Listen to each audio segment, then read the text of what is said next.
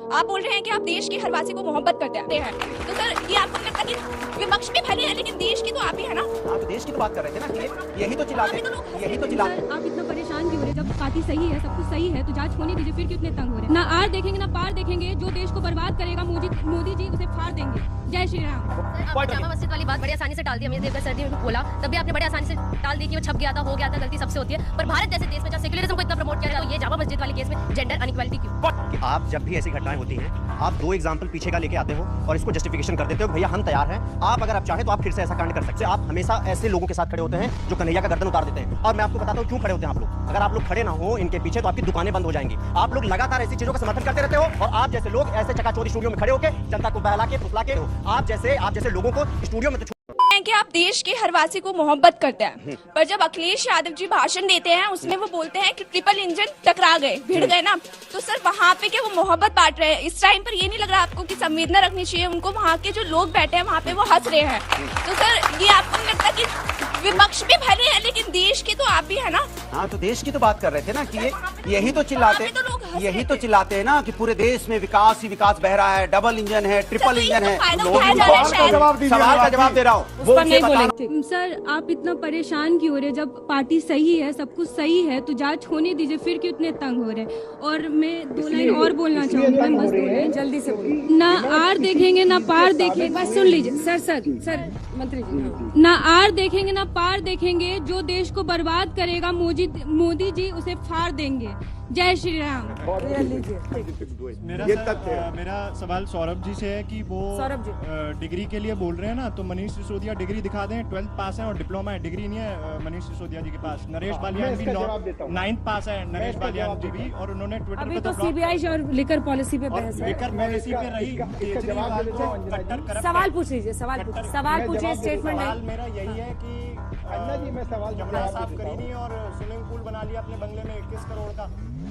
आप ये बताइए, 8 साल से मोदी जी की सरकार है, तकरीबन 90% हिंदुस्तान में बीजेपी की सरकार है, लेकिन मुद्दे पे कभी बात नहीं करते, विकास पे कभी बात, नारा जरूर विकास का देते हैं लेकिन विकास पे बात नहीं करते। आ जाते हैं हिंदू मुसलमान पर। सरकार बनाई हिंदुओं के लिए और कानून मुसलमानों के लिए बना रहे हैं और कहते हैं हिंदू खतरे में है।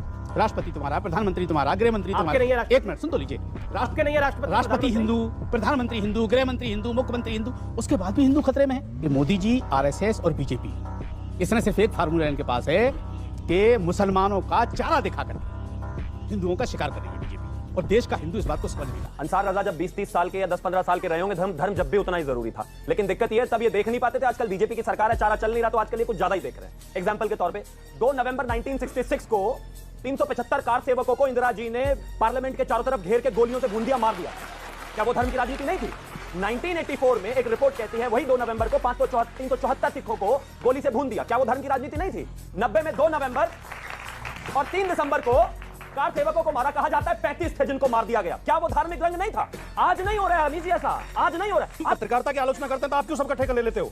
नहीं, मीडिया पर सवाल नहीं उठाओगे? भाई मीडिया में कुछ लोग आप जैसे अच्छे लोग भी हैं लेकिन कुछ खराब लोग भी तो हैं, और अगर मीडिया अपने आप को सुधार ले, मीडिया इन नेताओं को दिखाना बंद कर दे जो नफरत फैलाते हैं, मीडिया गलत चीजों को दिखाना बंद कर दे, उन लोगों का बहिष्कार करे, तो समस्या आधी हो जाएगी एकदम। मैं जिम्मेदारी के साथ ही मतलब आप कह रहे वो उनकी खबर ना दिखाई जाए जो ओके पब्लिक कुछ कहना चाहती है। इन्होंने कहा जी आप मीडिया वाले गंदे जो लफ्ज बोलते हैं, कोई भी नेता कोई उसकी फोटो वगैरह मत दिखाएं। कल कोई इलेक्शन होगा, वो बंदा इलेक्शन में खड़ा हो गया, हमें क्या पता वो बंदा कैसा है? ये बड़ी पते की बात बोली है। अब आप बताइए, अब ये वो बोल रहे जी बंदा कैसा है, उसको वोट दे के ना दे, जब दिखाते हैं तब हमें पता लगता है कि वो बंदा ऐसा है। उसको नहीं देना चाहिए यार। मीडिया के ऊपर आप इल्जाम लगा रहे हैं। निकला मीडिया के थ्रू क्या बोला था? ठीक है, सवाल पहले तो भाई साहब, अरे दीपक झा आप ही से सवाल नहीं है ना, आप लोग बोल लीजिए जो सवाल है मुझे। भाई साहब की बात का जवाब दे दूं कि मैं 95 से पॉलिटिक्स में हूं, चुनाव भी लड़ा हूं, पार्टी के प्रवक्ता भी हूं।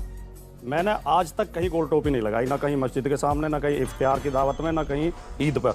आज तक कोई मेरे एक फोटो नहीं दिखा सकते, नंबर 1 बात। लेकिन आपके सर्वोच्च नेताओं ने तो लगाई है। देखो जो उन्होंने सवाल किया। दूसरी बात, मैं आपका जवाब दे रहा हूँ। दूसरी, मेरे घर पर ईमानदारी से कह रहा हूँ, कसम खा के, मेरी दिवाली सुबह एक अफसर सिद्दीकी नाम का लड़का है दादरी का, वो सुबह मिठाई लेकर आता दिवाली पर मेरे दिन, मेरी दिवाली उससे शुरू होती है। और मैंने दर्जनों क्या सैकड़ों लोगों को मैं जानता हूँ मुस्लिम, जो हमारे नवरात्र में भी शामिल होते हैं, दिवाली में भी शामिल होते हैं। दूसरी बात, हाँ आम आदमी है वो, आम आदमी है। आजम खान आए कभी आपको दिवाली की बधाई देने के लिए? क्या नहीं, मैं आजम खान आया आपके यहाँ पर?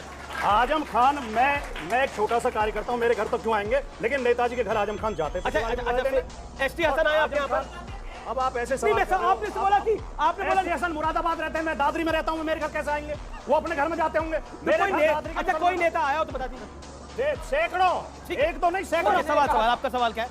आपने जामा मस्जिद वाली बात बड़े आसानी से टाल दी। अमीर देवगन सर ने बोला, तब भी आपने बड़े आसानी से टाल दी कि वो छप गया था, हो गया था, गलती सबसे होती है। पर भारत जैसे देश में जहाँ सेक्युलरिज्म को इतना प्रमोट किया जाता है, जेंडर इक्वालिटी को इतना प्रमोट किया जाता है, हर कास्ट हर रिलीजन एक है, तो ये जामा मस्जिद वाले केस में जेंडर अनइक्वालिटी क्यों? पॉइंट है आपकी बात, आपकी पॉइंट क्या आपका? मेरा सवाल सबसे है कि इंडिया में क्राइम में हर रिलीजन के साथ होता है क्राइम, लेकिन जब क्राइम में हिंदू और मुस्लिम इन्वॉल्व होते हैं तभी वो क्यों एक पॉलिटिकल इशू बन जाता है? बहुत अच्छा सवाल है आपका, अच्छा सवाल है।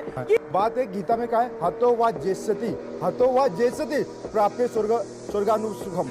जिहाद तो नहीं है, पर सुनना पड़ेगा आपको, सुनना पड़ेगा आपको। जियोगे या मरोगे दोनों में स्वर्ग मिलेगा, गीता में लिखा है। अगर जीत गए तो यहाँ पे राज करोगे, मर गए तो स्वर्ग मिलेगा। अगर जिहाद तो कहीं नहीं लिखा है ना। सवाल ऑडियंस का सवाल क्या है? क्या सवाल? मेरा सवाल है, खड़े सर मेरा सवाल है, ये जो अभी दिल्ली में एनसीडी चुनाव है, मैं उसी से बात करना चाहूंगा। अभी आप लोग 10 साल पहले आपकी सरकार थी, कांग्रेस की सरकार। अब आपकी सरकार और आपका एक विधायक भी आपके दिल्ली में क्यों नहीं है? कहीं ना कहीं आप लोग की कमियां हैं। जी, अब वो तो यूपी में भी इनकी एक टाइम पे सरकार थी, वहां पर भी नहीं है। इनकी सरकारें तो कई जगह थी। अब तो सर मेरा आपसे बहुत तमीज़ और तहजीब के साथ बस एक ही सवाल है कि आप जब भी ऐसी घटनाएं होती हैं, आप 2 एग्जाम्पल पीछे का लेके आते हो और इसको जस्टिफिकेशन कर देते हो कि भैया हम तैयार हैं, आप अगर आप चाहें तो आप फिर से ऐसा कांड कर सकते हैं। प्रत्यक्ष नहीं बट परोक्ष रूप से आप हमेशा ऐसे लोगों के साथ खड़े होते हैं जो कन्हैया का गर्दन उतार देते हैं। और मैं आपको बताता हूँ क्यों खड़े होते हैं आप लोग। अगर आप लोग खड़े ना हो इनके पीछे तो आपकी दुकानें बंद हो जाएंगी। आप लोग लगातार ऐसी चीजों का समर्थन करते रहते हो और मैं आपको बताता हूं क्यों। हम ऐसे लगातार डिबेट में जब आके हम कहते हैं सर आप ऐसी बातें मत करिए, इसका बाहर गलत असर पड़ता है। हम खुद जाके लगभग 200 से 300 बच्चों से बात किए जो हमारे मुस्लिम भाई बहन हैं, हमने उनके दिमागों में आपकी छाप देखी है सर। आपकी बोली हुई भाषा उनके दिमागों में ऐसे पड़ती है कि वो गला उतारने से भी संकोच नहीं करते हैं। और आप जैसे लोग ऐसे चकाचौंध स्टूडियो में खड़े होकर जनता को बहला के फुसला के, उस 22-23 करोड़ आबादी को आप बहला फुसला के उसको गर्दन काटने पर मजबूर कर देते हो। आप जैसे लोगों को